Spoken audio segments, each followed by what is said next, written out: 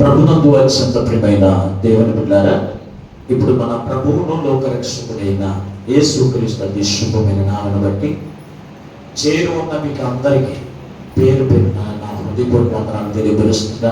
ఈ వాక్యం వీక్షిస్తున్న మీకు కూడా నా హృదయపూర్వక వందనాలు తెలియపరుస్తున్నానండి.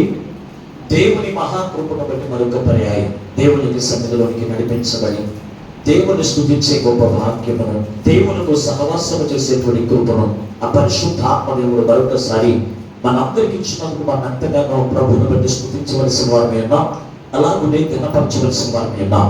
ఏది ఏమైనప్పటికీ ఈ రోజున దేవుని యొక్క వాక్యమున ఒక మాట మీకు జ్ఞాపకం చేయడానికి నేను ఇష్టపడుతున్నానండి. పరిశుద్ధ గ్రంథముల నుండి ద్వితీయోపదేశకాండము 7వ అధ్యాయము మొదటి వచనాన్ని ఒకసారి చదువుకుందాం. ద్వితీయోపదేశకాండము 7వ అధ్యాయము మొదటి వచనం నుండి నీవు స్వాధీనపరచుకొనబోవు దేశములోనికి నీ దేవుడిని యెహోవా నిన్ను చేర్చి బహు జనములను అనగా సంఖ్యకును బలమునకును నిన్ను మించిన హిత్తీయులు, గిర్గాషీయులు, అమోరీయులు, కనానీయులు, పెరిజ్జీయులు, హివ్వీయులు, యెబూసీయులు 7 జనములను నీ ఎదుట నుండి వెళ్ళగొట్టిన తరువాత ఈ దేవుని యెహోవా వారిని నీకు అప్పగించినప్పుడు నీవు వారిని హతము చేయవలెను, వారిని నిర్మూలన చేయవలెను. వారితో నిబంధన చేసుకోకూడదు, వారిని కొరనింపకూడదు, నీవు వారితో బియ్యం పొందకూడదు, వారి కుమారునికి నీ కుమార్తెని ఇవ్వకూడదు, నీ కుమారునికి వారి కుమార్తెను పుచ్చుకొనకూడదు. నన్ను అనుసరింపకుండా ఇతర దేవతలను పూజించినట్లు వారు మళ్ళించుదురు. అందును బట్టి యెహోవా కోపాగ్ని నీ మీద రగులుకొని ఆయన నిన్ను త్వరగా నశింపచేయును. చిన్ని ప్రార్థన చేసుకుని వాక్యాన్ని ధ్యానం చేద్దాం. మహోన్నతుడును మహాగణుడైన తండ్రి, మీకు వందనాలు, స్తోత్రం. ఇంతవరకు పాటల ద్వారా, స్తుతి ఆరాధన ద్వారా నీ నామములకు మహిమ తెచ్చుకున్నవయ్యా. కొద్ది సమయం నీ మాటలు ధ్యానం చేస్తుండగా అల్పుడను అయోగ్యనను మీరు ఏర్పరిచిన మీ సంఘంలో నిలబెట్టినందుకు వందనాలు, స్తోత్రం. నీ దాసుని ఆత్మతో నింపి నీవు మాట్లాడుతూ ఉండగా వినగలిగొచ్చేవి, గ్రహించగల మనసు, లోబడి అనుసరించి నడిచే మనసు మాకు అందరికీ దయచేయమని మా ప్రభువును రక్షకుడైన యేసు నామమున ప్రార్థించి వేడుకొనుచున్నాము పరమ తండ్రి, ఆమేన్. ప్రభునందు అత్యంత ప్రియమైన దేవుని బిడ్డలారా, ఇప్పుడు మన ప్రభువును లోకరక్షకుడైన యేసుక్రీస్తు అతి శుభమైన నామమును బట్టి చేరు ఉన్న మీకు అందరికీ పేరు పేరున నా హృదయపూర్వక వందనాలు తెలియపరుస్తున్నానండి. అలాగే ఈ వాక్యం వీక్షిస్తున్నాం మీకు కూడా నా హృదయపూర్వక వందనాలు తెలియపరుస్తున్నాను. మరి నాగశ్రీ, నువ్వు యవనస్తుల దగ్గరకు వచ్చి ఎవరి బిడ్డలు యవనస్తులు ముసలి దగ్గర కూర్చుని అటు పారిపోకండి. ఎదురుకు వచ్చి ఎవరు ఏ స్థానంలో కూర్చోవా స్థానం మీరు కూర్చోండి. దేవుని బిడ్డలారా, చదవబడిన వాక్య భాగముల నుండి ఈ రోజున ప్రభు మనతో మాట్లాడుతున్నటువంటి వాక్యపు మాట ఏమై ఉన్నదంటే గనుక పాపము నుంచి విడిపించబడిన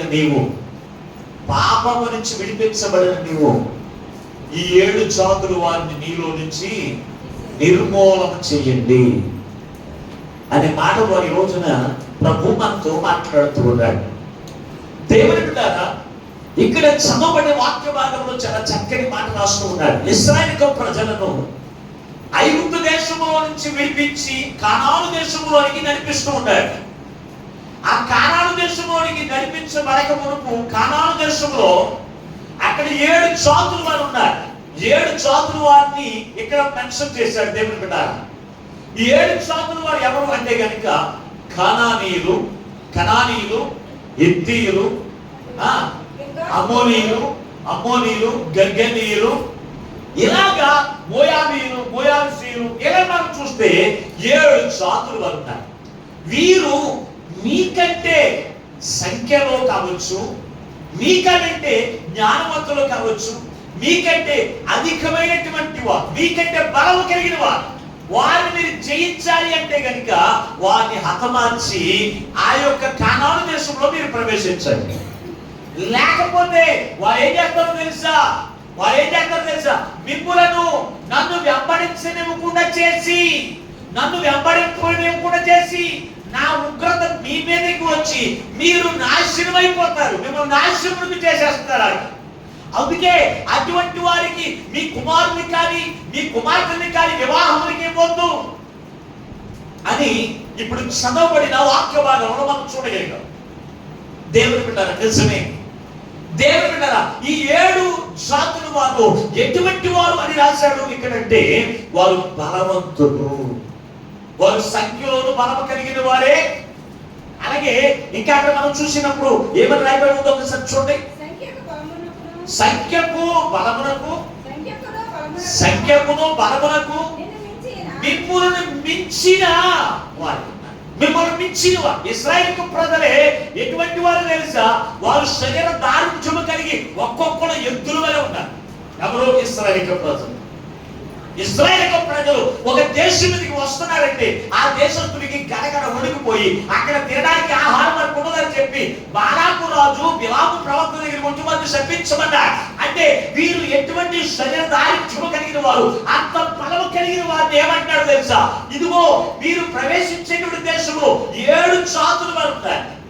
7 జాతుల వారు సంఖ్యలో మీకన్నా బలవంతులు, అలాగే వారు మిమ్మల్ని మించిన వారు, అంటే మీకన్నా బలము కలిగిన వారు. వారిని మీరు హతమార్చకపోతే వారు మీకు పక్కలో బల్లుమల వంటి వారు కనుక వారి విషయంలో వారిని మీరు హతమార్చి వారు పాతికిపోయి ఉన్నారు. ఎక్కడ? కానాను దేశంలో పాతికిపోయి ఉన్నారు. ఒక్కొక్కరు కొంత స్థలాన్ని ఆక్రమించుకుని ఆ స్థలంలో ఆయా జాతుల వారు ఒక్కొక్క జాతుల వారు ఒక్కొక్క స్థలంలో పాతికిపోయి ఉన్నారు కనుక వారిని బయటకు వెళ్ళగొట్టేయండి, వారిని హతమార్చేయండి. మీకు ఎక్కడ కూడా కనపడడానికి వీలు లేదు. లేకపోతే వారు మిమ్మల్ని ఏం చేస్తారు? నన్ను వెంబడింపనివ్వకుండా చేస్తారు. దాని ద్వారా నా కోపం మీ మీద తగులుకుంటుంది, మీరేమో నాశనం అయిపోతారు. అలా ఉండకూడదు. ఉండాలంటే మీరేం చేయండి? 7 జాతుల వారిని ఏం చేయమన్నాడు? హతమార్చండి. నిజమే.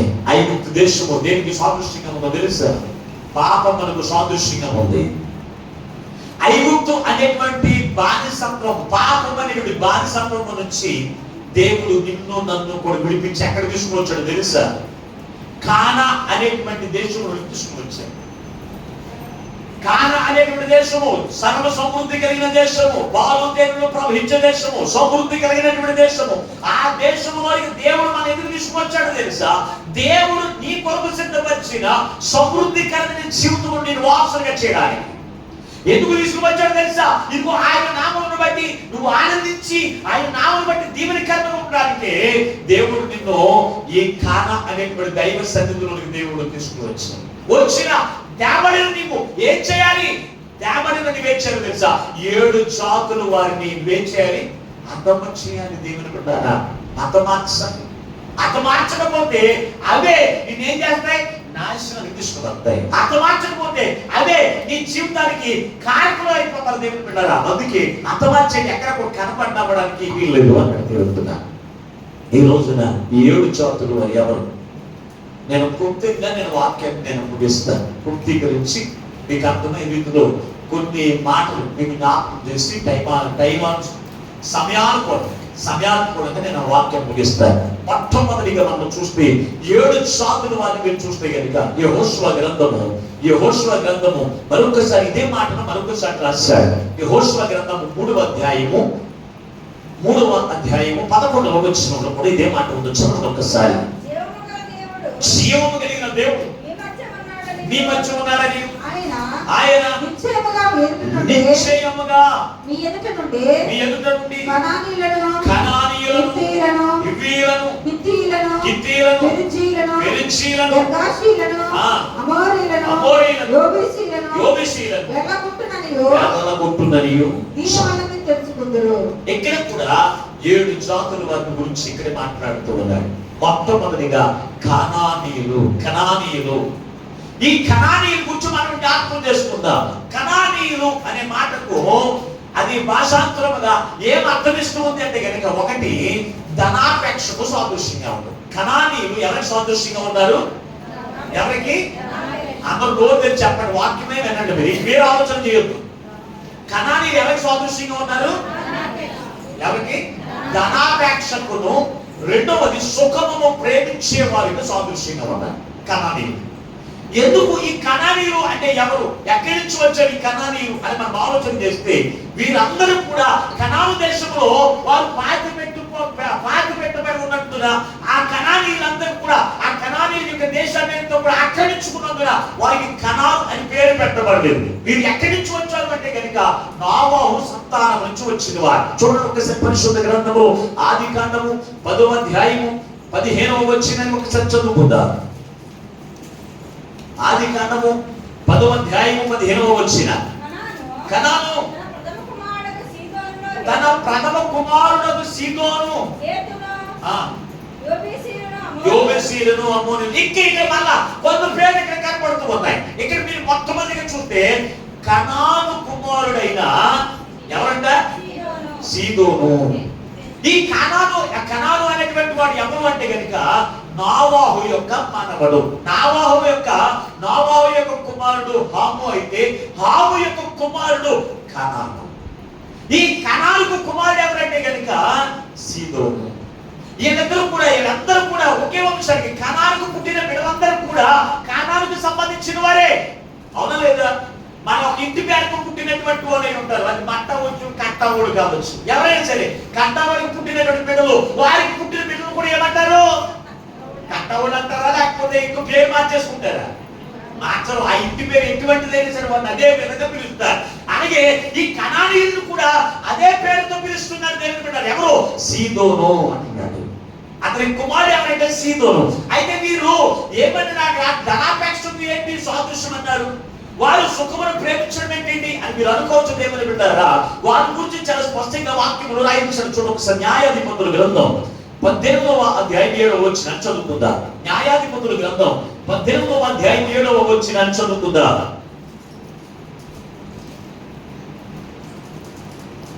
18వ అధ్యాయం 7వ వచనం. కాబట్టి ఆ 5 మనుషులు వెళ్ళి లాయిషునకు వచ్చి దానిలోని జనులు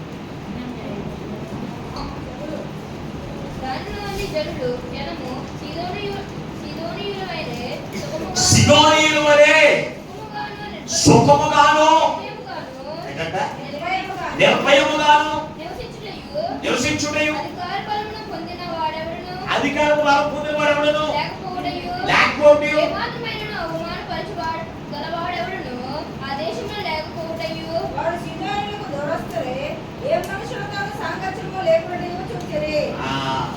ఇక్కడ సీదోను గురించి ఏమని రాశాడు? వీరు సుఖముగాను ఏమన్నారంట?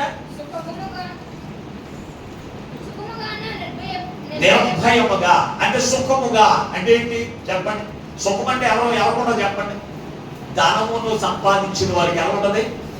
సుఖంగా ఎంతకాలం ఏంటారు? సుఖంగా బతుకుదాం అనుకున్నాను, కానీ సుఖము లేదు, నా బతుకు ఎప్పుడు కూడా కష్టం అంటారు. ఎప్పుడు చూసినా కష్టం అంటారు దేవుని బిడ్డలారా. సుఖము వల్ల వచ్చేటువంటి నష్టాలు కూడా చాలా ఉన్నాయి.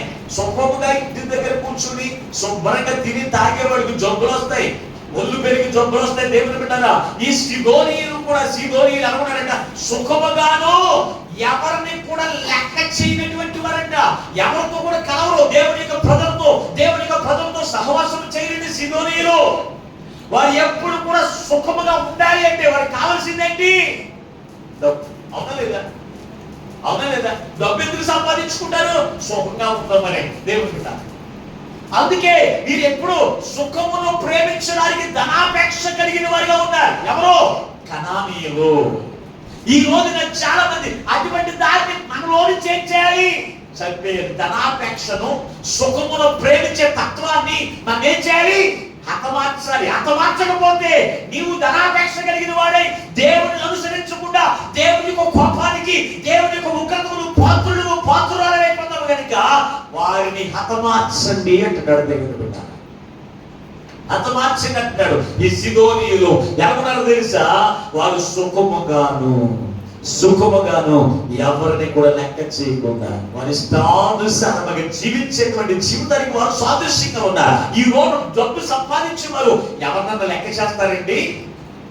డబ్బు మీద ఉన్న ప్రేమ వారు ఎవరు చెప్పిన దేవుని యొక్క ప్రజలతో సహవాసం చేద్దామరా, దేవునికి సన్నిధి పెడదామరా అన్నగాని దేవునికి సన్నిధికి రారండి. ఆదివారం ఎక్కడ 1000 రూపాయలు వస్తున్నాయి ఏంటంటే పారిపోతావు. ఎక్కడ డబ్బు కనబడుతుందంటే అది వెళ్ళిపోతూ ఉంటావండి. అంటే నువ్వు ఎవరిని ప్రేమిస్తున్నావు? జీవము కలిగిన దేవుని కాదు, యేసు రక్తము చేత విమోచించబడిన నీవు ఏం చేయాలి? నీవు ఉన్నటువంటి ధనాపేక్షను చంపేసుకోవాలి. దేవుడు ధనమైపోకుండా ఉంటుంది. దేవుని ప్రేమించి దేవుని అనుసరిస్తూ ఉన్నప్పుడు నీకు కావాల్సింది ఏది కావాలో దేవునికి ఇస్తాడు. కానీ నువ్వేం చేస్తావో తెలుసా? ధన అపేక్ష కలిగి దేవుని యొక్క మాటలు అనుసరింపకుండా చేసేది తెలుసా? అపేక్ష.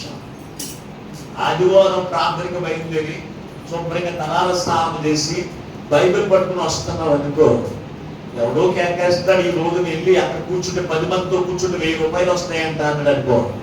ఓట్ల ఎలక్షన్ గురించి అందరూ వెళ్ళిపోతున్నారు, మనం కూడా వెళ్దాం, 1000 రూపాయలు వస్తాయంట అన్నారు అనుకో. ఏం చేస్తా? 1000 రూపాయలు ఇవ్వు ఇప్పుడు ఇచ్చేస్తున్నారు. ఇక 1000 రూపాయలు చూపిస్తే ఏం చేస్తావు చెప్పండి సార్? ఏం చేస్తారు? అంతే, ఆ బైబిల్ బ్యాగ్లో పెట్టేసి ఎక్కేస్తాం అంతే బస్సు. అసలు నీకు ఇంకా ఏముండదు. అంటే నీకేముందంటే ధనాపేక్ష. ఆ ధనం వల్ల సుఖం, ఆ ధనం వల్ల ఆ 1000 రూపాయల వల్ల నా కుటుంబం మంచి ఆహారం తింటుంది, ఆ 1000 రూపాయల వల్ల నేనే బ్రతికించుకో అంటే ఊపిరి తీర్చుకోవడం ఏంటి? తీసుకెళ్తావమ్మా? తీసుకెళ్తా నాకు కూడా తీసుకెళ్తాను. ప్రభువులకు దేవుని బిడ్డారా ఒక్కసారి మీరు ఆలోచన చేయండి. ధనాపేక్ష ఏం చేస్తుంది? సమస్తమైన కీడులకు మూలం అన్నాడు దేవుడు. ధనమును అపేక్షించిన వారికి జీవితం ఏమైపోతుందో తెలుసా? ధనం యొక్క అపేక్ష కలిగిన వారు దేవుడు ఏమన్నాడు తెలుసా? ధనవంతుడు అంటున్నాడు, నా ప్రాణమా ఇదిగో తినుము త్రాగుము సుఖించుము అనేటువంటి వాడిని దేవుడు ఏమన్నాడు తెలుసా? ఒరే ఎర్రివాడా, ఒరే ఎర్రివాడా, ఈ రాత్రి నీ ప్రాణం అడితే ఏం చేస్తావురా అన్నాడు. ఎవరిని? డబ్బు సంపాదించుకోవాలనుకున్నాడు చూసావా? వాడేమన్నాడు? ఓ ఎర్రివాడా, ఈ రోజు నీ ప్రాణం అయితే నువ్వేం ఏమైపోతావు? నీ డబ్బు సంపాదించినందుకు ఏమైపోతుంది? సుఖిద్దామని అనుకుంటున్నావు. ఆ డబ్బు అపేక్ష కలిగిన వారు, సుఖమును ప్రేమించే వారు వారి యొక్క జీవితంలో అనేకమైన శ్రమలు తెచ్చుకున్నారండి. అందుకే పరిశుద్ధ గ్రంథంలో తిమోతికి రాసిన మొదటి పత్రిక 10వ అధ్యాయంలో 6వ అధ్యాయం 10వ వచనంలో ఒక మాట ఉంది. ఒకసారి చదవండి. 6వ అధ్యాయం 10వ వచనం. తిమోతికి రాసిన మొదటి పత్రిక. ధనాపేక్ష సమస్తమైన కీడులకు మూలము. కొందరు దానిని అపేక్షించి విశ్వాసం నుండి తొలగి నానా బాధలు దాన్ని పొడుచుకున్నారు. నానా బాధలు ఎవరిలో? ధనాపేక్ష కలిగిన వారు విశ్వాసం నుంచి తొలగిపోయి దేవుని నుంచి తొలగిపోయి ఏం చేశారంట? తనకు తానే బాధలు తెచ్చుకున్నారంట. అందుకే ధనాపేక్ష సమస్తమైన కీడులకు మూలము కనుక ధనాపేక్ష నీలో ఏం చేయాలి? చంపేసి. ధనాపేక్ష కలిగిన వారు ఎవరైనా కీడు పొందుకున్నారా బైబిల్లో అంటే ఉన్నారండి. పరిశుద్ధ గ్రంథంలో దేవుని బిడ్డారా, ఎలీషా శిష్యుడైనటువంటి గెహాజీ ధనాపేక్ష కలిగిన వాడు. దేవునికి సేవకుని వెంబడించినట్టుగా కనపడుతున్నాడు. కానీ ధనాపేక్ష ధర్మ కనబడితే దైవజనుడు వదిలేసి వెళ్ళిపోతాడు. ధనాపేక్ష ధర్మ కనబడితే దేవునికి సన్నిధి విడిచిపెట్టి వెళ్ళిపోయిన లక్షణాన్ని గెహాజీ కలిగి ఉన్నాడు. కనుకనే అతను ఏం చేశాడు? ఎవడో నయమాన కుష్ఠరోగం నుంచి విడుదల పొంది అతను డబ్బు ఏం చూపిస్తూ ఉంటే దైవజనుడు విడిచిపెట్టేసి వెళ్ళిపోయాడు. ఇప్పుడే వస్తానని వెళ్ళిపోయాడు. అంతే వెళ్ళిపోయి ఏం తెచ్చుకున్నాడు? ధనంతో పాటు ఏం తెచ్చుకున్నాడు? కుష్ఠరోగం తెచ్చుకున్నాడు. దేవుని బిడ్డారా, యేసుక్రీస్తు ప్రభువుని వెంబడించినటువంటి ఇస్కరియోతు యూదా ధనాపేక్ష కలిగిన వాడు అనుకున్నాడు. ఎంత కాలం దేవునికి వాక్యములు విన్నా ధనాపేక్షను చంపుకోలేదు. అందుకే అతనికి జీవితంలో అది 30 రానకు యేసుక్రీస్తు ప్రభువుని అభివేసి ధనం సంపాదించుకున్నాడు అనుకున్నాడు. కానీ ఆ ధనం ద్వారా పొలం సంపాదించుకున్నాడు అనుకున్నాడు. కానీ అదే పొలంలో ఊరేసుకుని తెచ్చిపోయాడు. తమకు తాము వారు నాశనం తెచ్చుకున్నారు. ఎలాగంటే ధనాపేక్ష వల్ల. ఎలాగ మనం చూస్తే పరిశుద్ధ గ్రంథంలో చాలా రకాల మనుషులు ధనాపేక్ష కలిగి వారి యొక్క జీవితాన్ని పతనం చేసుకుని నాశనం చేసుకున్నారు. కనుక ధనాపేక్షను మనం ఏం చేయాలి? చంపేది మూల కూర్చోబెట్టడం కాదు. మూల కూర్చోబెట్టి ఆదివారం మూల కూర్చోబెట్టి మందిరానికి వచ్చి మన వెళ్ళి తగ్గించుకుంటే ఏం చేస్తాం? ఇక నువ్వు దేవునికి సన్నిధి కంటే ఆ ధనం మీద నీకు మనసు ఉంటుంది తప్ప దేవుని మీద నీకు మనసు ఉండదు. అందుకే ప్రభు అంటున్నాడు, ఓ కనానీయులారా, ఓ దేవుని కుమార్తెలారా, ఐగుప్తు దేశంలో నుంచి విడిపించబడిన మీరు కనాను దేశంలోకి మీరు ప్రవేశించబోతున్నారు. ఆ కనాను దేశంలోకి వెళ్ళే ముందు వెళ్ళిన వెంటనే ఆ కనానీయులు మీరు ఏం చేయలే? ఏంటి? నేను అర్థమర్చి లేకపోతే వారే నీకు ఏమంటారు? బండికి పోటు అవుతుంది. బండి చనిపోయినారు. ఇప్పుడు మనం ఏం చేయాలి? ధనాపేక్షను చంపాలంటారా? నోరుతో చెప్తే గొప్పను చంపేవాల్సి ఉంటుందేమో. పూర్వపడి అంతే. ఎందుకంటే నేను నోరుతో చెప్పలేదు కదా. ధనాపేక్షను చంపాలంటారా? సుఖానుభవమును సుఖమును ప్రేమించే తత్వాన్ని చంపాలంటారా? చంపకూడదండి. సుఖంగా అంటే దేవుడు ఎక్కువ. దేవునికి మందిరంలో వచ్చి ప్రార్థన చేయకంటే ఇంటికాడ పడుకోవడమే సుఖం కదా. మాట్లాడరా? ఇంటికాడ శుభ్రంగా బిర్యానీ చేసుకోవడం చాలా సుఖం కదా. మాట్లాడరా? మనం దేవుని ప్రేమిద్దాం. ఇప్పుడు చెప్పండి. మన శుక్రవారం ఉపవాసం కూర్చోవడం చేయాలంటే దేవుడికి స్తోత్రం. నేను వచ్చాను ఎత్తాను కూర్చోంటేనే అర్థం లేకపోతే నోరు ముందు కూర్చోండి అంతే. దేవుని స్తోత్రం. హల్లెలూయా. అంటే మిగిలిన వాళ్ళందరూ ఏం చేస్తున్నట్టు? పనిలోకి వెళ్ళారా రాత్రుల్లో? చెప్పండి ఒకసారి. మిమ్మల్ని ఏమి అనకూడదు అనుకున్నాను, కానీ మిమ్మల్ని బట్టి నాకు వ్యాధి వచ్చి మాట్లాడుతున్నాను అంతే.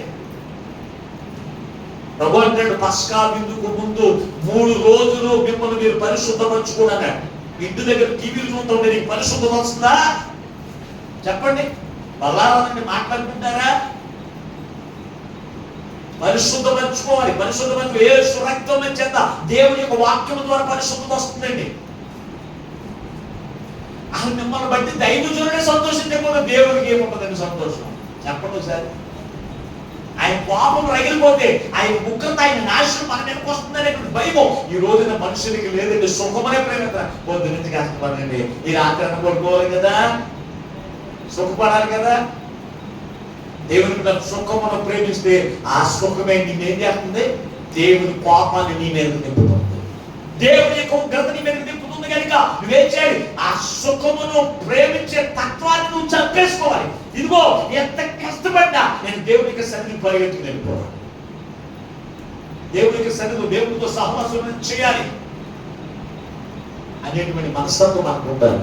నచ్చలేదు పడుకుని టీవీ సీరియల్ చూస్తే ఎంత సుఖమండి. బిర్యానీ వండుకుని పక్కన మందు పెట్టుకుని తాగితే ఎంత సుఖమండి. చెప్పండి, ఎంత సుఖమండి. అటువంటి భక్తులు లేరనుకున్నారా? దేవుని యొక్క మందిరంలో ఆరాధన జరుగుతూ ఉండగా, దేవునికి సన్నిధిలో ఇదిగో ప్రార్థన కూడిక జరుగుతూ ఉండగా నీ ఇష్టానుసారమైన సుఖభోగానికి అలవాటు అయిపోయి నువ్వు తిరుగులాడుతూ ఉంటే నీ జీవితంలో దేవుని యొక్క కోపము, దేవుని యొక్క నాశనం నీ మీదకి రాకపోదేమో. అందుకే అంటాడు, కనానీయులను మీరేం చేయండి? అంతమార్చండి. నేను ఆ 7 మాటలను వివరించలేము, కానీ అనుకోకుండా నేను కొన్ని మాటలు మాత్రం వివరిస్తాను. మొట్టమొదటి కనానీయులు. కనానీయులు ఎవరికి సాదృశ్యంగా ఉన్నాయని చెప్పాను?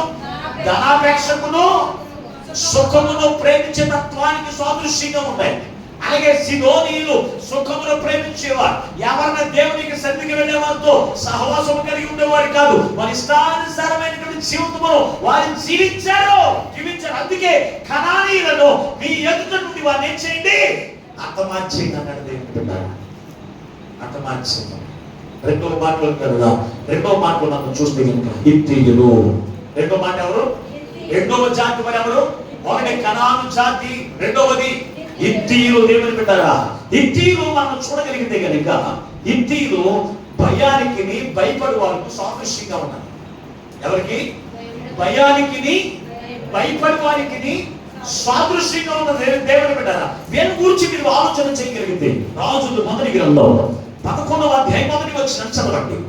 రాజుల మొదటి గ్రంథము 11వ అధ్యాయము మొదటి వచన.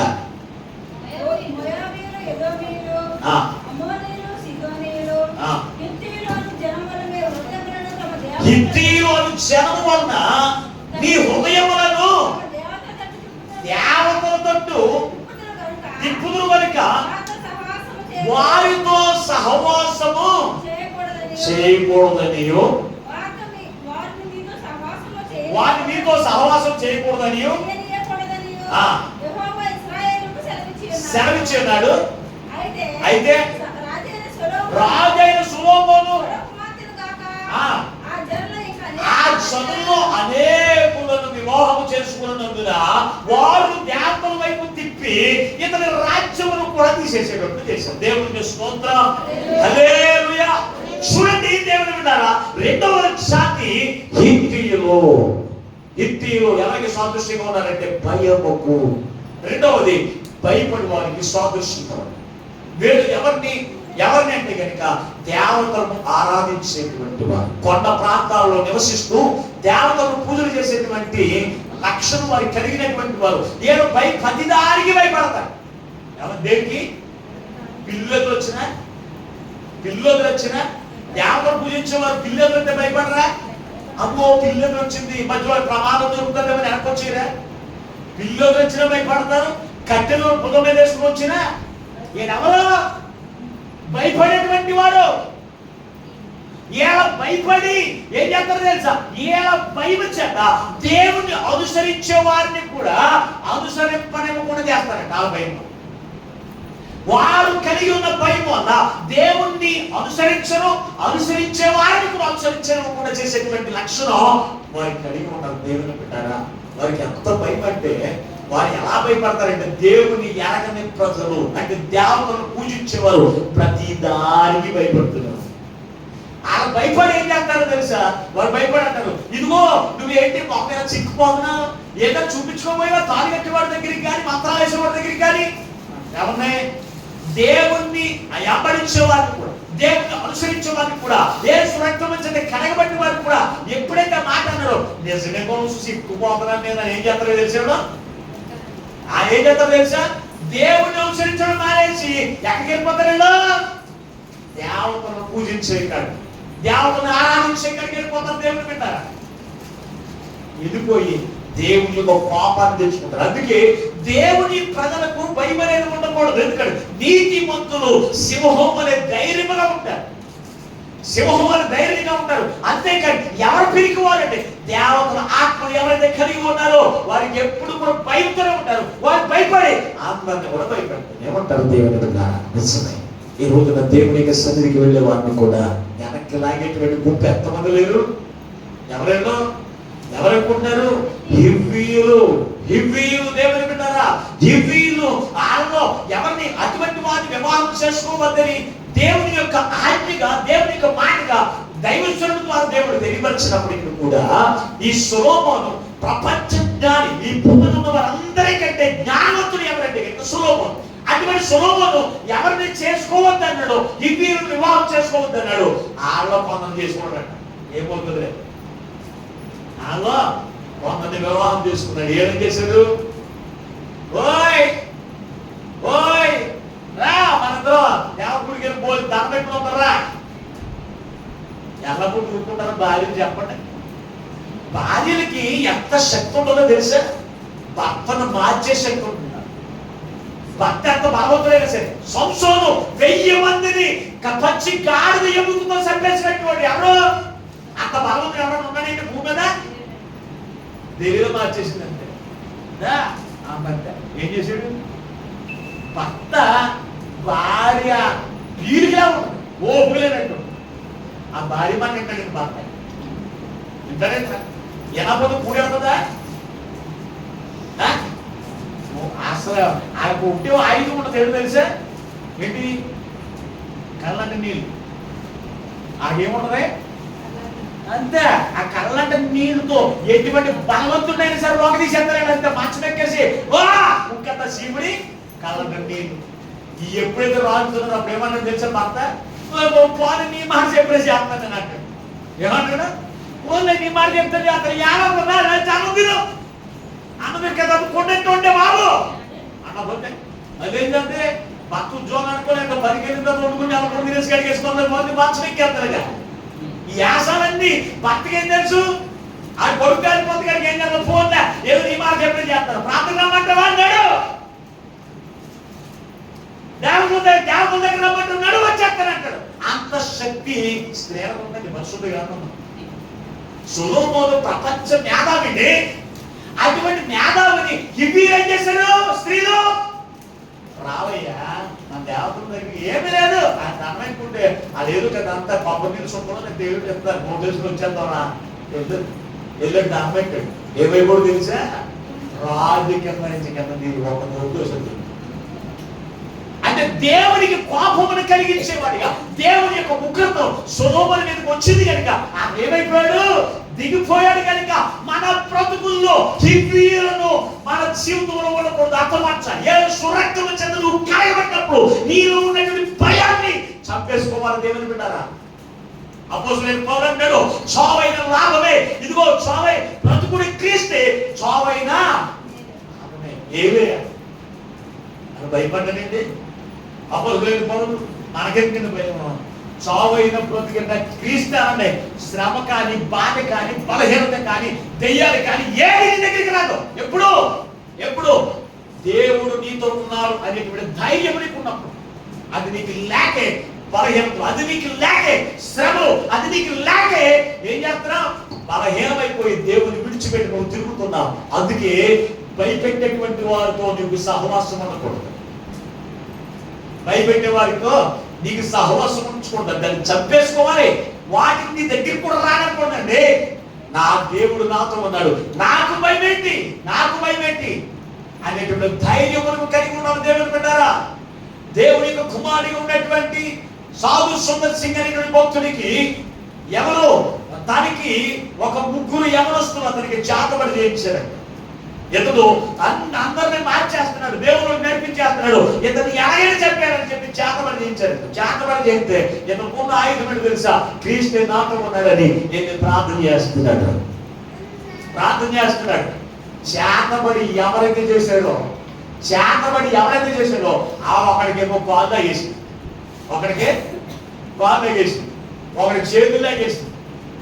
చేతులు లాగేసి నడవలేక ఏ పని చేసుకోలేకుండా అయిపోయింది. దేవుడు అయిపోయిన తర్వాత 2వ రోజుని ఎవరికి కౌరు పంపించారో తెలుసా?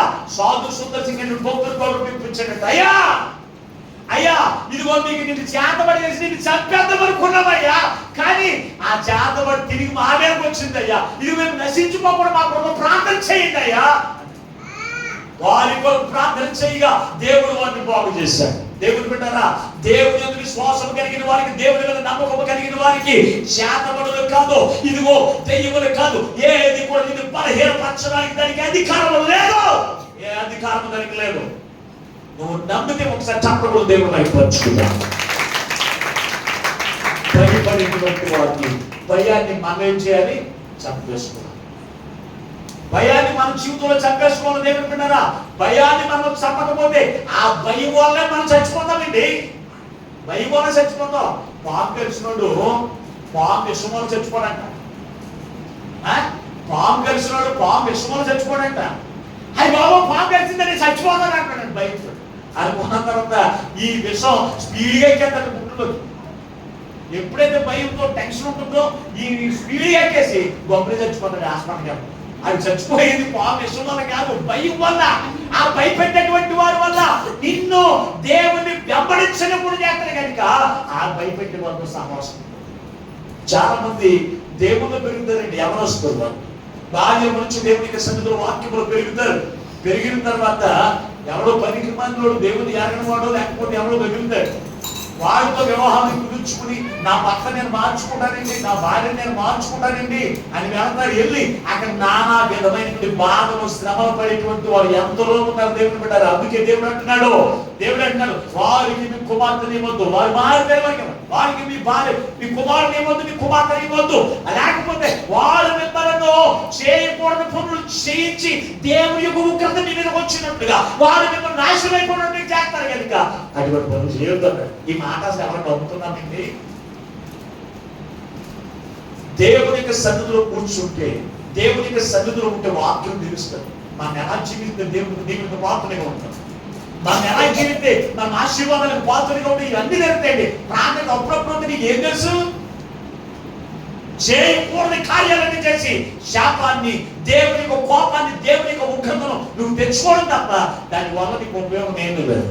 అందుకే అంటున్నాడు, యేసు రక్తము చేత విమోచించబడిన తర్వాత కనానీయులను అలాగే హివ్వీయులను ఏం చేయండి?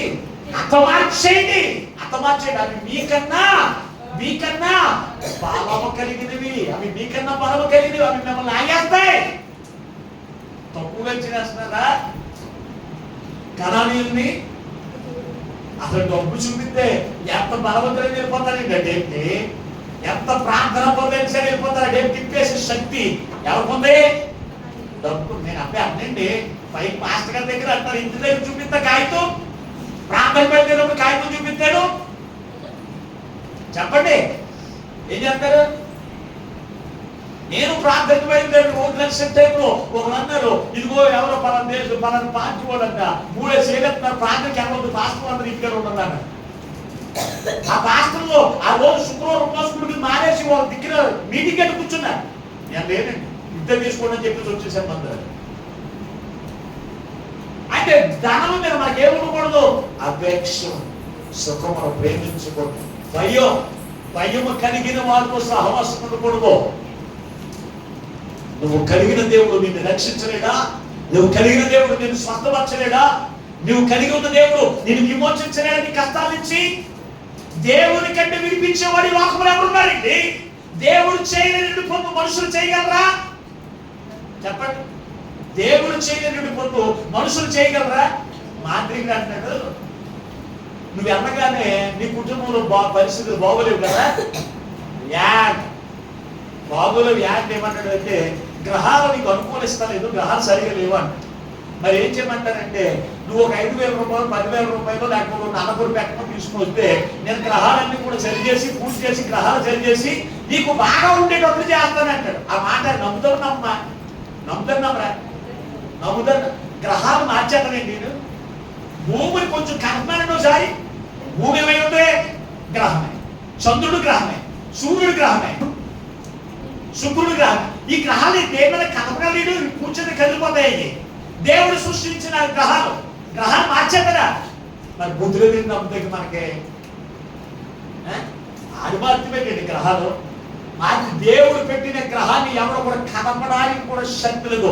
దేవునికి సాధ్యము కాదండి, ఈ లోకంలో ఎవరికి కూడా సాధ్యము కాదండి. కానీ మనం నమ్మం. దేవుడి కంటే గొప్పడనుకున్న మనుషుల్ని, దేవుని కంటే గొప్పడనుకున్న మాంత్రికులు, దేవుని కంటే గొప్పడనుకున్న వైద్యుల్ని. దేవుని పెట్టారా? దేవుని కంటే గొప్పడు ఎప్పుడు నీకు భయపడకూడదు. భయపెట్టేటువంటి వాడిని దగ్గరికి కొనుక్కోండి. భయపెట్టగా దేవుడు ఉన్నాడు, ఆయన చూసుకుంటున్నాడు అనే లక్షణాన్ని ఉండాలి. భయపెట్టేటువంటి వాడిని హృదయంలో చంపేసుకోవాలి. ఇది రెండవది ఫెయిల్. మూడవది మనం చూస్తే కనుక హిత్తీయులు. మూడవది ఎవరు? హిత్తీయులు. మూడవ జాతి మరి ఎవరు? హిత్తీయులు. హిత్తీయులు దేనికి సాదృశ్యంగా ఉన్నారు అంటే కనుక మోసానికి, వంచడానికి సాదృశ్యంగా ఉన్నారు, వ్యభిచారత్వానికి సాదృశ్యంగా ఉన్నారు. దేని గురించి మీరు ఆలోచన చేయగలిగితే మీకు బాగా అర్థమవుతుంది. ఇంకొక మాట చదువుతున్నాను చూడండి ఒకసారి. ఆదికాండం 34వ అధ్యాయం మొదటి 2 వచనం చదువుతుందా? ఆదికాండము 34వ అధ్యాయం మొదటి 2 వచనం.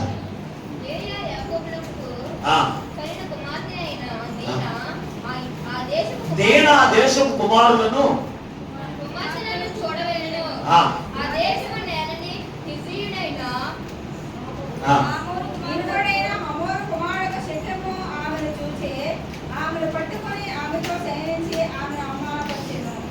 అలాగే మీరు కిందకి ఇంకా చదవండి ఒకసారి 12వ వచనాన్ని.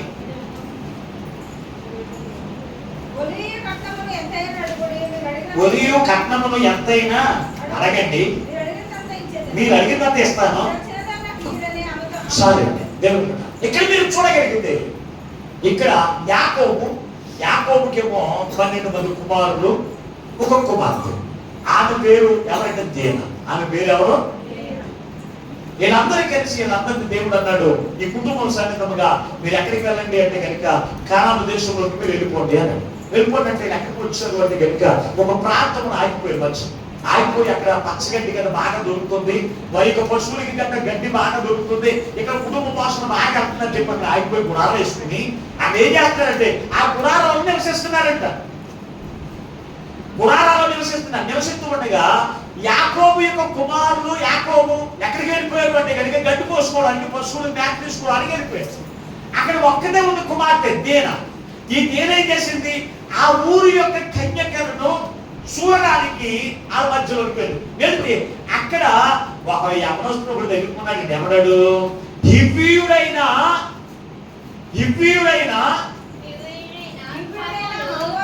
హామోరు యొక్క కుమారుడు షెకెం. హామోరు ఎవరు అంటే కనుక హివ్వీయుడు. ఇతడు కుమారుడు ఎవరంటే షెకెం. ఈ కుమారుడు ఏం చేశాడు తెలుసా? దేనాన్ని చూశాడు. దేనాన్ని చూసి ఆమెను బలవంతముగా చేసి ఆమెతో పాపము చేసి ఏం చేశాడు? పాపము చేసి మరలా ఎక్కడికి వెళ్ళాడంటే ఇంటికి వెళ్ళి తల్లిదండ్రులతో మాట్లాడుతున్నాడు. ఏమో తెలుసా? నీకు ఒలి ఇస్తానంటాడు. ఒలి అంటే ఏంటి? ఎదురుకట్ట. ఒలి అంటే ఏంటి? ఎదురుకట్ట నీకు ఎంతైనా తెస్తాను, నీకు ఏది కావాలి తెస్తావు, నీ కుమార్తెను నాకు ఇవ్వండి అన్నాడు. ఈ మాట వచ్చు కదా ఆమె పాడు చేయకముందు. ఆమెను అతను పాడు చేస్తున్నటువంటి సమయంలో ఆ దీన అతను ఎంత ప్రతిభలాలు ఉంటుందో చెప్పడం ఒకసారి. నువ్వెవరో నాకు తెలియదు, నీ దిక్కుమొక్కు నాకు తేవదు, నీవు నన్ను పాడు చేస్తున్నావు, ఇదిగో నాది కాదు మా తల్లిదండ్రులు అడుగు అని ఎన్నిసార్లు అతని ప్రతిభలు అడుగు ఉంటుంది. ఎవరి మాట మీద కూడా మూర్ఖముతో ఆమెను పాడు చేసేసి ఆమెను పాడు చేస్తే మళ్ళీ ఏం చేస్తున్నాడు? ఆమె యొక్క శరీరమును పాడు చేసి ఆమె మనోభావాన్ని వ్యాపించుకోవడానికి ఏమిచ్చి డబ్బించుకోవడానికి. మనోభావమును దెబ్బతీసిన తర్వాత డబ్బించి చెడిపోతుందా? కొంతమంది చెప్పించుకుని దొరడే కొట్టేసి వందరూపాయలు నలుగురిలో చెప్పుతో దెబ్బ కొట్టేసి చెప్పించి దెబ్బ కొట్టేసి 100 రూపాయలతో ఉపయోగం ఉంది అంటే నీ మనోభావాన్ని ఏం చేస్తున్నారు? దెబ్బతీసే మనసు మోసం ఇది. మోసం. ఈ రోజున అటువంటి వారు ఎందరో ఉన్నారు. ఈ రోజున మనుషులు ఏమనుకున్న పర్వాలేదు, మనుషులు బాధపడ్డ పర్వాలేదు, మన గురించి మన నెట్లు మనుషులు బాధపడ్డ పర్వాలేదు, మన మాటలను బట్టి, మన ప్రవర్తన బట్టి, మన క్రియను బట్టి ఎదుటి వాడు ఏమనుకున్నా పర్వాలేదు, ఎంత బాధపడ్డ పర్వాలేదు అనేటువంటి మనస్తత్వాలు ఈ రోజు మందిరానికి వెళ్ళేవాళ్ళు ఎంత మాటకెంత మాట్లాడేస్తారు. ఎలా పడితే ప్రవర్తిస్తారండి. ఎదుటి వాడు బాధపడతాడేమో, ఎదుటి వాడు నొచ్చుకుంటాడేమో అనేటువంటి మనస్తత్వం ఉంటుంది ఈ రోజు క్రైస్తవులకి. లేదంటే అటువంటి వాడు పైగా మళ్ళీ ఒక బిరుదు ఉన్నది ఏమి తెలుసా? నేను యథార్థంగా ఉంటాను, ఉన్నట్టుగా మాట్లాడతాను. ఏంటంటే అంటే యథార్థవంతుడా? నీ మాట వల్ల ఎదుటివాడు బాధపడుతుంటే నువ్వు యథార్థవంతుడువా? నీ మాట వల్ల ఎదుటి వాడికి కీడు కలుగుతుంటే యథార్థవంతుడువా? చెప్పండి ఒకసారి. అతని వల్ల ఆమె ఎంత బాధపడిందో, ఆమె తల్లిదండ్రులు ఎంత వ్యాధం చెందారో ఇవేమి లేకుండా దొబ్బిచ్చేస్తానండి. ఏంటి? నీకు ఎంత కావాలంటే అంత డబ్బిచ్చేస్తాను. అదేదో ఉంటాను వచ్చి కదా వెళ్ళి ఆ తల్లిదండ్రులు ఆమెను చూశాడు, ఆమెను ఇష్టపడ్డాడు, నేను ఇష్టపడ్డాడు. ఏం చేయాలి? నీ కుమార్తె నాకు బాగా నచ్చింది, ఆ కుమార్తెను నాకు వివాహం చేయాలి, తల్లిదండ్రులకి వెళ్ళి అనవచ్చు కదా. అనకుండా ఆమెను పాడు చేసేసి ఏం చేశాడు? అందుకే అటువంటి మోసం చేసేటువంటి మనస్తత్వం, అటువంటి వంచన చేసేటువంటి మనస్తత్వం మనలో ఉంటే చంపేసుకోవాలి. దేవుని మనోభావమును దెబ్బతీసేటువంటి మనస్తత్వం మనలో ఉంటే చంపేసుకోండి. లేకపోతే కనుక దేవునికి దీవులకు కాదు కదా, దేవుని యొక్క ముఖ్యత పాత్రలు అవుతారు. మాట అన్నారంటే ఎంత ఆలోచించాలో తెలుసా? ఈ రోజు నాకు పెద్ద చిన్న అనేది లేదండి పిల్లలకే. పెద్ద చిన్న గౌరవం లేదండి. వయసును బట్టి కూడా గౌరవించట్లేదు. నోటికి వచ్చినట్టు వాగేస్తున్నాయి, నోటికి వచ్చినట్టు మాట్లాడుతూ తల్లిదండ్రులకు వ్యాధన కలిగించేవాడు, అత్తమామలకు వ్యాధన కలిగించేటువంటి వాడు ఎంత లేరండి ఈ రోజున. అవి చంపుకోకపోతే నువ్వు పరలోక రాజ్యం లేక ఎక్కడుంటావు? అవి చంపుకోకపోతే, ఆ మనస్తత్వాన్ని నువ్వు చంపుకోకపోతే పరలోక రాజ్యం కాదు కదా. ఆ పరలోక రాజ్యం ఎంట్రన్స్ కూడా నీకు బాప్తిజం తీసుకున్నది మాత్రం. దేవుని బిడ్డారా, అందుకే అంటాడు మీరు ఎవరు చంపేసుకోండి అంటాడు, హివ్వీయులను చంపేసుకోండి. అటువంటి వాడిని మన మధ్య ఉంచకూడదండి, మోసం చేసేవాడిని. లేకుండా మనకి పక్కలో బళ్ళు పుట్టుకోవడం వల్ల ఉంటారంటే దేవుని బిడ్డ ఎప్పుడు కూర్చుకుంటుందో మనకు తెలియదు, వారి యొక్క బాధం. అటువంటి వారిని మనం చంపుకోకపోతే ఎప్పుడు మన జీవితాన్ని నాశనం చేస్తారో తెలీదు. అటువంటి వారిని మన హృదయంలో కాదు, మన మనసులో కూడా చంపేసుకోవాలి, ఉంచుకోకూడదు. పక్కన బండలు కొంతమంది బండలు నాటుకుంటూ పెట్టుకుంటారు పక్కన. అలా ఏం చేస్తారు, కుటుంబాన్ని నాశనం చేసేవాళ్ళు ఎంతమంది లేరు. నా స్నేహితుడే కదా, నా బంధువే కదా, నా మిత్రుడే కదా, నాకు తెలిసిన వాడే కదా అని పక్కన పెట్టుకుంటారు. పక్కన పెట్టుకోవడం వల్ల వారే నీకేం చేస్తున్నారు, బళ్ళు పుట్టుకుంటే నీకు గుచ్చుకుంటారు కనుక వారిని నీలో నుంచి తొలగించే, నీలో హతమార్చే అంటాడు. దేవుని మాట ఏది కూడా అబద్ధం కాదండి. మనం వెనకపోవడం, దాన్ని చెప్పుడు మనం చేయకపోవడం మన పొరపాటు అవుతుంది తప్ప దేవుడు ఎప్పుడు కూడా నువ్వు శోధంలో పడకుండా, శ్రమంలో పడకుండా, బాధలో పడకుండా, కష్టంలో పడకుండా దేవుడు ముందుగానే తెలియపరుస్తున్నాడు. కానీ మనం ఏమంతే దేవుడు మాట్లాడక అందరూ మాట్లాడతావు, కానీ అన్ని మాటలు వింటూ అందరూ చెప్పినట్టుగా చేస్తాం. దేవుడు చెప్పినట్టు మనం గుర్తించుకున్న ముందుకు వెళ్ళిపోదాం. మళ్ళీ మనం చూస్తే కనుక 4వ మాటలకు వెళితే కనుక అమ్మోరీలు ఎవరికి సాదృశ్యంగా ఉన్నారు అంటే కనుక వారు గర్వానికి సాదృశ్యంగా ఉన్నారు. అమ్మోరీలు గర్వానికి, అసూయకు, దప్పమైనటువంటి మాటలు మాట్లాడే దానికి వారు సాదృశ్యంగా ఉన్నారు. దేవుడు ఎందుకు అంటే అమ్మోరీలు అనే పేరు వారికి ఎలా వచ్చిందంటే కనుక వారు కొండ ప్రాంతాల్లో నివసించేవారు. అమ్మోరీలు కొండ ప్రాంతాల్లో నివసించేవారు. కొండ ప్రాంతాల్లో నివసించి వారి మీదకి ఏమీ రాదు, శ్రమ రాదు, బాధ రాదు, కష్టం రాదు అనుకుని వీళ్ళు ఒక్కొక్కరు కూడా ఎంత పడుకునేవారు తెలుసు అంటే 13 అడుగులు పొడుగు. ఒక మనిషి వచ్చి ఎన్ని అడుగులు, 13 అడుగులు. వాళ్ళ మంచాలు వచ్చి 13.5 అడుగులు, 9 మూరలని రాశారు పైకి. 9 మూరల అడుగులు కలిగినటువంటి మంచాలు వారి దగ్గర ఉండేవంట. అందుకే వారిని చూసినటువంటి వేగు చూడడానికి వెళ్ళిన వారు మనకంటే బలవంతులు, మనకంటే ఎత్తుగా ఉన్నారు, వారిని మనం జయించలేమని వచ్చేసరిపోతాం. దేవుడు అంటారా, వీళ్ళు అమ్మోరీలు అనే పేరు వారికి ఎందుకు వచ్చిందో తెలుసంటే కనుక వాళ్ళు అమ్మోరు దేవతను ఆరాధించేవారు. ఈ రోజు ఇప్పుడు అమ్మోరు వచ్చేసినట్టు చూసే కొంతమందికి ఎవరికి రోడ్డు మీద డ్యాన్స్ డప్పు పడుతుంటే డ్యాన్స్ చేయగానే వాడు గొంతులేసేస్తుంటే ఏమంటారు, ఏమొచ్చిందంటారు, అమ్మోరు వచ్చేసింది. ఒళ్ళంత వైరస్ వచ్చేసిందంటే ఏమంటారు, ఏమంటారు, అమ్మో తల్లి ఆడేసింది కనుక కొల్లెక్కించే.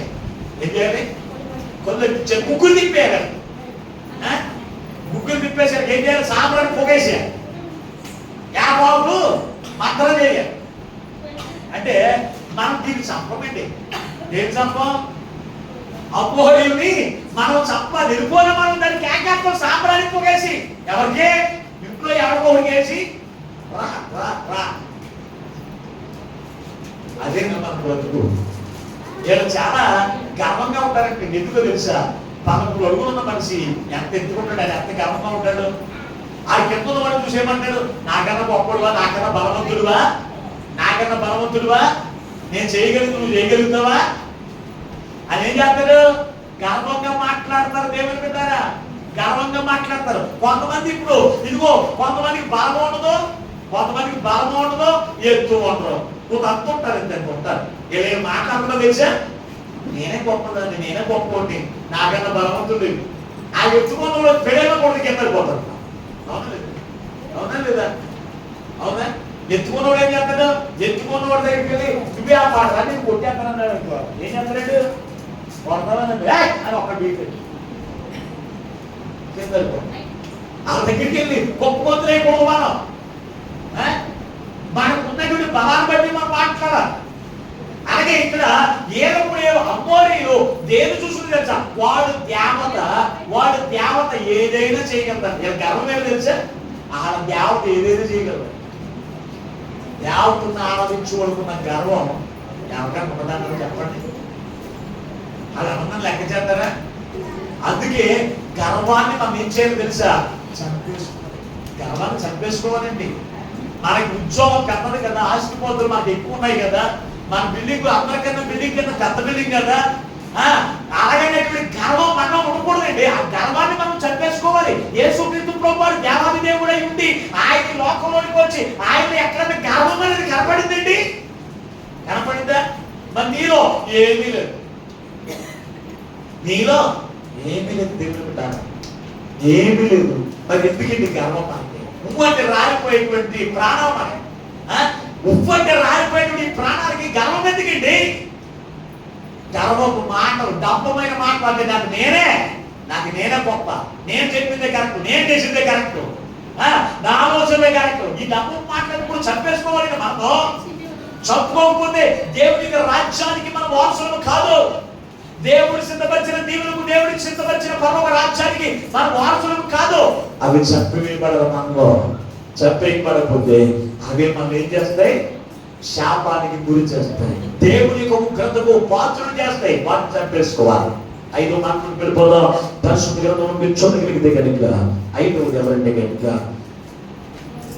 మోయానీయులు. ఎవరైనా మోయానీయులు, యోబేసీలు గురించి మీరు ఆలోచన చేస్తే కనుక యోబేసీలు అనే మాటకు అర్థము ఏమిటి అంటే కనుక ఎదుటి వారిని చిన్న చూపు చూసేటువంటి లక్షణం వారు కలిగి ఉంటారు. ఎదుటి వారిని చిన్న చూపు చూసే లక్షణాన్ని వారు కలిగి ఉంటారు. పరిశుద్ధ గ్రంథం మీరు చూడగలిగితే యెహోషువ గ్రంథము 15వ అధ్యాయము 63వ వచనం చదువుకుందాం. యెహోషువ గ్రంథం 15వ అధ్యాయం 63వ వచనాన్ని.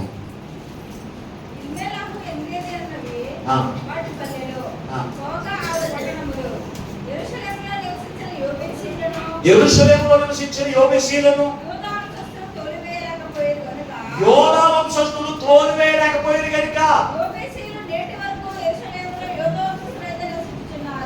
దేవునికి స్తోత్రం, హల్లెలూయా.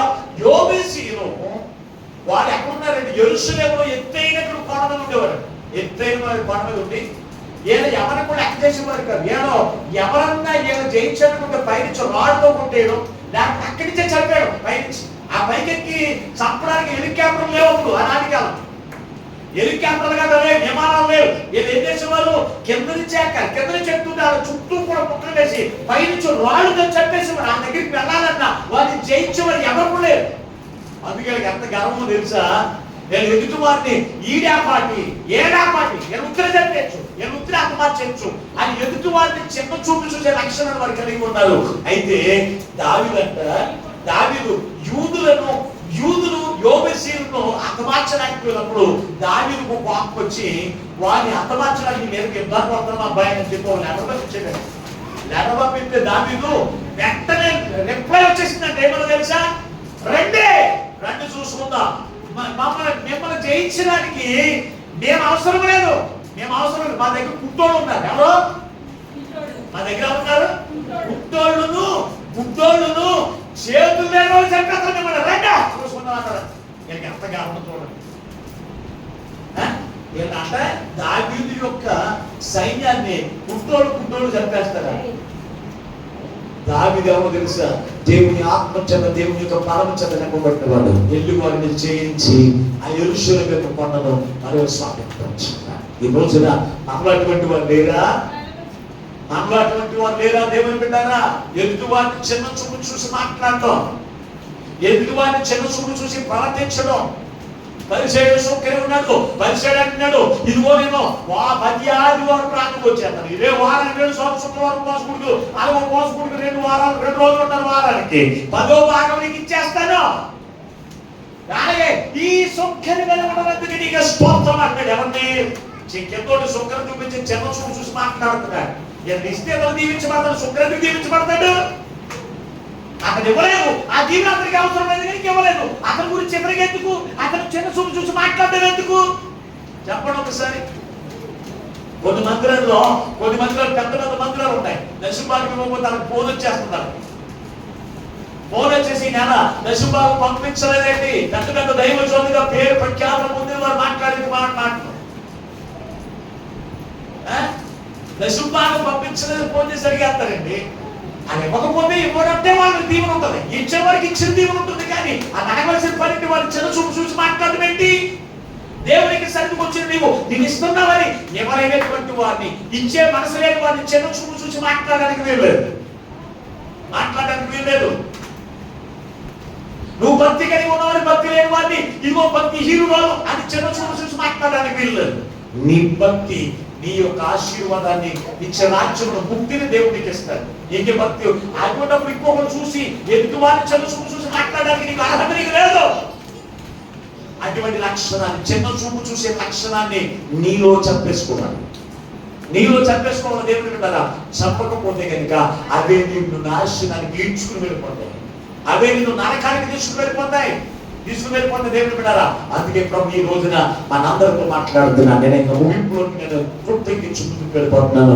చూడండి ఒకసారి 6వ లక్షణంలో మనం వెళ్తే కనుక ఎవరైనా పెరిచీలో వీళ్ళు ఎవరైతే సాదృశ్యంగా ఉన్నారంటే కనుక పాపానికి సాదృశ్యం. అంటే పెరిచీలు వీళ్ళ గురించి మీకు వివరించడానికి మరి టైం సరిపోయి నాకు ఇచ్చిన గంట టైంలో నేను పూర్తీకరించేస్తున్నాను. పెరిచీలు పాపానికి సాదృశ్యం. ఎందుకు పాపాన్ని మనం చంపేసుకోవాలి? దేవుని ప్రజలకి పాపం వచ్చా చెప్పండి ఒకసారి. దేవుని ప్రజలకు పాపం వచ్చా? పరిశుద్ధ గ్రంథం ఎందుకు ఉండకూడదు అంటే కనుక చాలా స్పష్టంగా వాక్యంలో రాయించారు. చూడొకసారి యాకోబు పత్రిక 1వ అధ్యాయం 20వ వచనం. నరుని పాపము దేవుని యొక్క ఉద్దేశమును దేవుని యొక్క చిత్తమును నెరవేర్చదు అని. నరుని పాపం. అందుకే పాపమును తీసివేయడానికి మోషేను 40 సంవత్సరాలు గొర్రెలు కాయించాడండి. మోషేకి చాలా పాపం, ఒక్క దెబ్బ కూడా చచ్చిపోతారండి. సకల విద్య ప్రావీణ్యత కలిగిన వాడు, అన్ని విద్యలో చదవకి అతను ఒక్క దెబ్బ కొడితే చచ్చిపోయాడు ఒకడు. అటువంటి పాపం దేవుని ప్రజలకు హాని కలిగించాడని, దేవుని ప్రజలతో పోరాడతాడండి. నేను వెళ్ళిపోతేసాడు అంటే ఇతర మీద కొట్టింది ఎవరైనా కూకుంటారా చెప్పండి. అటువంటి మోసే దేవుని ప్రజలు సనుక్కుంటున్నా, దేవుని ప్రజలు కొనుక్కుంటూ ఉన్నా కానీ మోసే ఏమని వాడు తెలుసా? దేవా వారిని క్షమించింది. ఎలా మారిపోడు చూడండి. అలా మారిపోదండి. పాపం ఉన్నవాడు దెయ్యం కోపం వచ్చేద్దండి. అవునా లేదా? పాపం ఉన్నవాడికి ఎలా ఉన్న కోపం చూడండి ఒకసారి. పరిశుద్ధ గ్రంథంలో ఆదికాండము 4వ అధ్యాయం కూడా వచ్చిన, ఆదికాండము 4వ అధ్యాయం 5వ వచ్చిన చదవండి.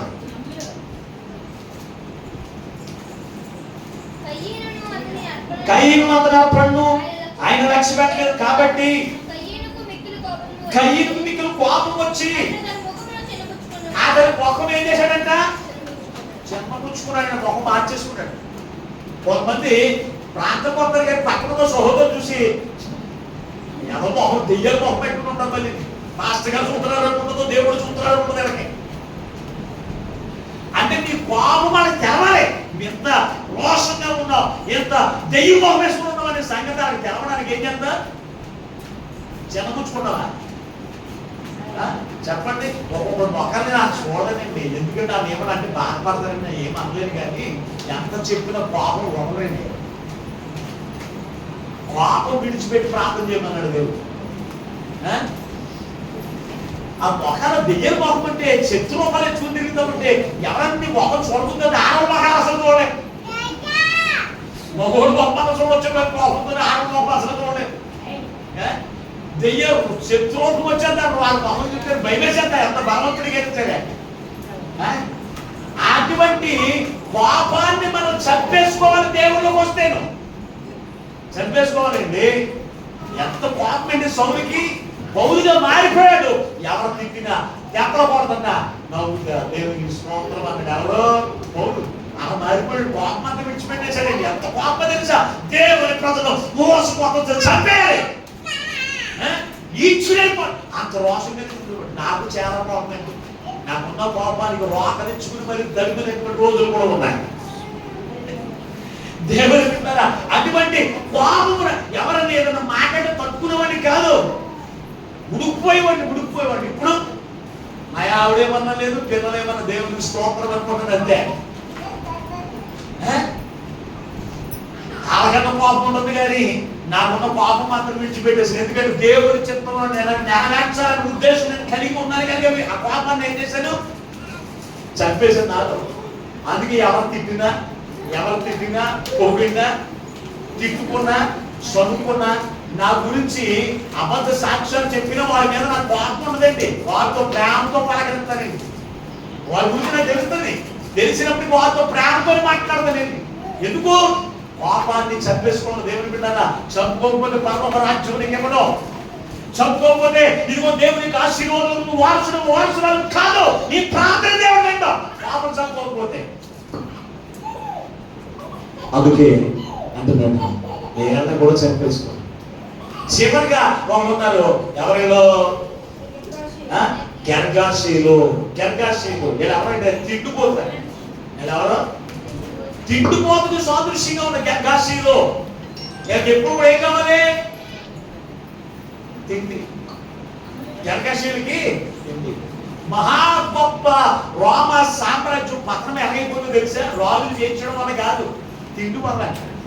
ఎంతో ఏడు పెట్టుకుని వాంతి చేసుకునేవారు. తినేసి ఏడు పెట్టుకుని వాంతి చేసుకుని మళ్ళా తినేడు. అంటే అడుగుతూ అక్కకుండా మళ్ళీ తినేది కదా. కొడుకు ఖాళీ అవ్వరు కదా. కొడుకు ఖాళీ అవ్వడానికి ఏం చేసేవారు? ఏళ్ళు పెట్టుకుని వాంతులు చేసుకుని మళ్ళా తినేసేవారట. అలాగే రాజ్యమంతా కూడా పతనం అయిపోతుంది. రోమా సామ్రాజ్యం. ఇశ్రాయేలు ప్రజలు ఏమన్నా తెలుసా? మాకు మాంసాహారం కావాలి అన్నాడు. దేవుడు వాకాళ్ళు రోజు మాంసాహారాన్ని దేవుడు ఇచ్చాడు. వీళ్ళు ఏం చేశారు? ఇక ప్రార్థన లేదు, ఏది లేదు. ఏం కావాలంటే నిన్న రోజు ఎప్పుడు చూసిన 24 గంటలు నోటి నిన్న మాంసమైన అలాగే మాంసంతో తింటా చచ్చిపోతారు. తింటా చచ్చిపోయారు. దేవుడి మీద కొంతమందికి ప్రార్థన కూడా ఉండదు. ఆదివారం వచ్చాక చికెన్ బిర్యానీ. ఆదివారం వచ్చాక అమ్మ ప్రార్థన ఉత్తినే తనకుండా ఏంటి అంటారు. ఉత్తినే బాగా బిర్యానీ తింటారా? మందిరంలో బిర్యానీ లేదు, మందిరంలో భోజనం లేవు కనుక ఇంటి దగ్గర ఏం చేయాలి? అబ్బే తిండి మాత్రం రోడ్ చేయడానికి వీల్లేదు. తిండిపోతు తత్వాన్ని మనం చిత్తంలో చెప్పేసుకోవాలి. దేవుని బిడ్డలారా, తిండి గురించి దేవునికి సన్నిధికి వెళ్ళడం కాదు, భోజనం ఉంటేనే మందిరానికి వెళ్ళడం కాదు. ఏం చేయాలి? తిండిపోతు తత్వాన్ని మనము చెప్పేసుకోవాలి. తిండి తిన్న వారందరూ బలహీనం ఉంటారు. ఈ రోజున శుభ్రంగా ఉన్నా కానీ తినలేకపోతున్నాం. జనం ఆరోగ్యం ఉంటుందండి. 3 పూటలు నీకు బిర్యానీ పెట్టండి, తినడానికి ఆరోగ్యం ఉంటుందండి. తింటాయి. ఒకవేళ చద్దే సత్తాలని తింటే ముందే సత్తాం. దేవునికి ఇచ్చిన ఆయుష్కాలం కండి. అవునా లేదా? 100 మంది అదే బతికింది. చద్దే సత్తాలని ముందే తిని చచ్చిపోతారా? ఈ తిండిపోతు తత్వాన్ని మనం ఏం చేయాలి? చంపేసుకుంటాం. నేను చాలా చంపేసుకున్నాను తిండి విషయంలో. అలా మనం చంపేసుకుని మనం ఏం చేయాలి? మనము దేవుని యొక్క చిత్తము నెరవేర్చాలి, దేవుని యొక్క ఉద్దేశం నెరవేర్చాలంటే మనం తిండిపోతు తత్వాన్ని కూడా చంపుకోవాలి. అర్థమైందా? ఇప్పుడు ఎన్ని లక్షణాలు చెప్పాను? 7 జాతులు. అంతే 7 జాతులు. 1 కనానీయులు. మరి ఎవరికి సాదృశ్యంగా ఉన్నారన్నాను? ధనాపేక్షకును సుఖానుభావమును ప్రేమించే వారికి సాదృశ్యంగా ఉన్నాడు. ఆ రెండుని మనం చంపేసుకోవాలి. రెండవదిగా చూస్తే ఇత్తీయులు భయానికి భయపెట్టేటువంటి వారికి సాదృశ్యంగా ఉన్నాయి. ఇదిగో ఆ భయపెట్టేటువంటి వారితో మనం సహవాసం కలిగి జీవిస్తే వారు మనం భయపెట్టి దేవుడి నుంచి మనం తిప్పేస్తారు. అందుకే మనం వాటిని కూడా చంపేసుకోవాలి. భయాన్ని చంపేసుకోవాలి. మూడవదిగా మనం చూస్తే హివ్వీయులు మోసము చేసేటువంటి వారు. ఎలాగో అంటే కనుక ఆ యొక్క మనోభావాన్ని కూడా సొమ్ముతో కొని మనోభావాన్ని దెబ్బతీసేటువంటి తత్వాన్ని మనలో చంపేసుకోవాలి. అలాగే మరలా చూస్తే అమోరీలు అంటే ఎవరు? గర్వాంధులు. గర్వము అంటే ఎవరు? చూడండి దేవుని, వారికి ఆస్తులు ఉన్నాయని, ఉద్యోగాలు ఉన్నాయని, జ్ఞానవరితులు ఉన్నాయని, పొలాలు కుట్రలు ఉన్నాయని చెప్పి గర్వము చెప్పబడేటువంటి మనస్తత్వాన్ని చంపేసుకోవాలి. మాజీ సీఎం జగన్ గారు దేవునికి సన్నిధిలోకి వెళ్ళి మోకరించి ప్రార్థన చేస్తూ దేవునికి సన్నిధిలో కూర్చునేవాడు. అంటే ఎలా ఉన్నాడు? అతను గర్వాన్ని అతను తగ్గించుకున్నాడు. దేవుని బిడ్డారా, చంపేసుకోవాలి. దేవుని బిడ్డమైన మనము కూడా చంపేసుకోవాలి. ఎవరో రాజులే తగ్గించుకుంటూ ఉంటే ఆ తగ్గింపు మనసు నీకు లేకపోవడం వల్ల నీకు పరలోక రాజ్యం కాదు, దీవెన పొందకూడదు. అలాగే మనం చూడగలిగితే దేవుని బిడ్డారా, ఎవరు యోబేసీలు చూడండి, ఎదుటి వారిని తప్పు చేసి మాట్లాడే తత్వాన్ని నీలో చెప్పేసుకోవాలి దేవుని బిడ్డారా. అంతేకాదు పెరిచీలు పాపాన్ని చెప్పేసుకోవాలి. అలాగే చివరిగా మనం చూస్తే కనుక కెట్రాశీలు తిండిపోతాను మనం ఎప్పుడైతే చెప్పేసుకుంటామో అప్పుడు దేవుడు నీ కొరకు సిద్ధపరిచిన దేవుడు నీ కొరకు సిద్ధపరిచిన ఆశీర్వాదం, దేవుడు నీ కొరకు సిద్ధపరిచిన పరలోక రాజ్యాన్ని అప్పుడు నువ్వు స్వతంత్రించుకున్నావు. ఇవేమి చదువుకోకుండా ఇవన్నీ నీ ఇంట్లో నీ హృదయంలో పెట్టేసుకుని దేవుడు నాకు ఏ ఆశీర్వాదం ఇవ్వలేదా ఎక్కడంటారండి? దేవుడు నాకు ఏ పేరు ఇచ్చాడు? దేవుడు చేయమన్న పని మనం చేయాలి. అప్పుడే మన జీవితంలో మేలు చదివి ఎంతవరకు 7 జాతుల లక్షణాలు నీలో ఉంటే ఈ రోజున ప్రభు నీతో మాట్లాడుతుండగా నీలో నుంచి వాటిని చంపేసుకుని ఏం చేస్తావో తెలుసా, వాటిని నీ జీవితంలో కనపడలేకుండా దేవుని యొక్క వాక్యం నీలో కనబడేటప్పుడు నీ జీవితంలో జీవించి ఆయన ఇచ్చినటువంటి దీవులకు మహిమ కార్యాలకు అద్భుతాశ్చర్య కార్యాలకు నీ కొరకు సిద్ధపరిచిన పరలోక రాజ్య స్వాస్థ్యానికి వారసుగా ఉండేటువంటి కృపను ఆ పరిశుద్ధాత్మ దేవుడు ఈ మాటలు వింటున్న బిడ్డలందరికీ అనుగ్రహించునుగాక. ఆమేన్. ప్రార్థన చేసుకుందాం. మహోన్నతుడా, మహాగణుడా, నీకు వందనాలు స్తోత్రం. ఎంతవరకు నీ అమూల్యమైన మాటలు వచ్చాక నీవే మాతో మాట్లాడి మమ్మల్ని బలపరచావు అయ్యా. చేయవచ్చిన బిడ్డలందరినీ పేరు పేరు దర్శించినప్పుడు స్తోత్రం. వింతబడిన మాటలు ఏ బిడ్డలు అర్థముగా విడిచిపెట్టకుండా ఈ 7 జాతుల వరకు ఉన్న లక్షణాన్ని ప్రతి హృదయములు ఇప్పుడే, ప్రతి ఇంటిని ఇప్పుడే చంపివేసి అర్థమార్చి వేసి ఇంకెంత మాత్రం కూడా కనబడడం కూడా చేస్తుంది ఆయన. అయ్యా నిన్ను అనుసరించి నీవు ఇచ్చేటువంటి దీవెనలకు, నీవు ఇచ్చేటువంటి మహిమ కార్యాలకు, నీవు ఇచ్చేటువంటి అద్భుత కార్యాలకు వారసులుగా చేసేటువంటి కృపను చేసి మహిమను పొందమని మాతో మాట్లాడి మమ్మల్ని బలపరుచున్నా యేసునామములో ప్రార్థించి వేడుకొనుచున్నాము పరమ తండ్రి. ఆమేన్. దేవుడు మిమ్మల్ని అందరినీ దీవించును గాక. మీకు అందరికీ మరొకసారి నా హృదయపూర్వక వందనాలండి.